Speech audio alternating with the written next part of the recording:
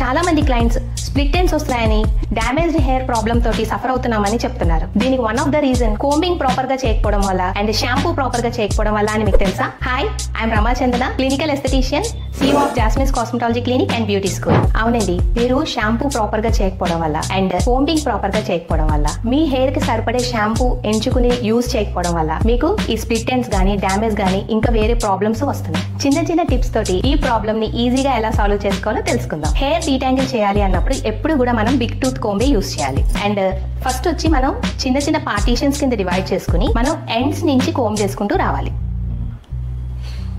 ఇలా hair wash చేసేటప్పుడు compulsory మీరు గుర్తుపెట్టుకోవాల్సిన విషయం ఏంటి అంటే, హెయిర్ ఎప్పుడు కూడా 3 భాగాలుగా చూసుకోవాలి. ఇక్కడ నుంచి ఏదైతే రూట్స్ నుంచి 5 ఇంచెస్ వరకు బేబీ అయితే కనుక, ఆ తర్వాత నుంచి మిడ్ ఎండ్స్ వరకు మదర్ అనుకోండి. ఆ తర్వాత మీకు మిడ్ ఎండ్స్ నుంచి ఎండ్స్ వరకు గ్రాండ్ మదర్ అనుకోండి. అంటే మీకు అర్థమైంది కదా, మనకి ఇక్కడ ఎప్పుడు కూడా హెల్దీగా ఉంటుంది, ఇక్కడ మధ్యలో కొంచెం మోతాదులో హెల్దీగా ఉంటుంది, అండ్ ఎండ్స్ లోకి వచ్చేసరికి చాలా డ్రైగా ఉంటుంది. ఇప్పుడు షాంపూ చేసేటప్పుడు ఫస్ట్ హెయిర్ ని కంప్లీట్ గా వెట్ చేసుకోవాలి. బాగా వాటర్ వేసి వెట్ చేసుకోవాలి. హెయిర్ వెట్ చేసుకున్న తర్వాత మీ హెయిర్ సరిపడే షాంపూని మీరు తీసుకుని దాన్ని డైల్యూట్ చేయాలి. ఒక చిన్న బౌల్ లోకి తీసుకుని మనం వాటర్ వేసి డైల్యూట్ చేయాలి. డైల్యూట్ చేసిన తర్వాత అప్పుడు మనం హెయిర్ వాష్ చేసుకోవాలి. వాష్ చేసేటప్పుడు సాధారణంగా హెయిర్ ని ఇలా రబ్ చేస్తారు, కానీ అలా రబ్ చేయకూడదు. ఫింగర్స్ తోటి సర్కిల్స్ చేయాలి. ఇలా కంప్లీట్ గా హెయిర్ అంతా కూడా స్కాల్ప్ మొత్తం రబ్ చేయాలి. ఇలా ఎప్పుడైతే సర్కిల్స్ చేస్తామో అప్పుడు మనకి రిచ్ లేదర్ వస్తుంది, అంటే నురుగులాగా వస్తుంది కదా. ఈ లేదర్ ని మనం మిడ్ ఎండ్స్ నుంచి ఎండ్స్ వరకు ఈ విధంగా మసాజ్ చేసినట్టు అప్లై చేయాలి. ఇలా అప్లై చేస్తే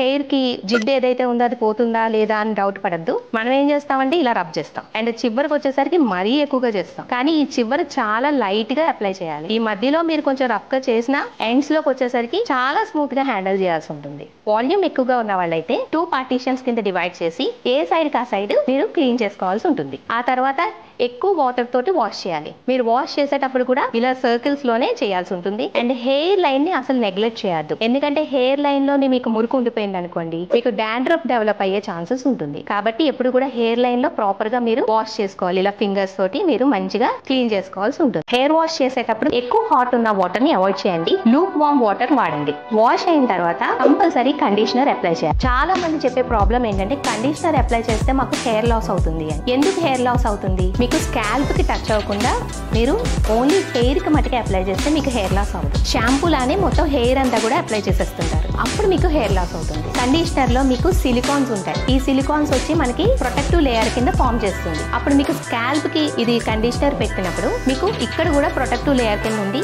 ఆక్సిజన్ సప్లై అవ్వకుండా స్టాప్ చేస్తుంది. దాని వల్ల మనకి హెయిర్ లాస్ అవుతుంది అనమాట.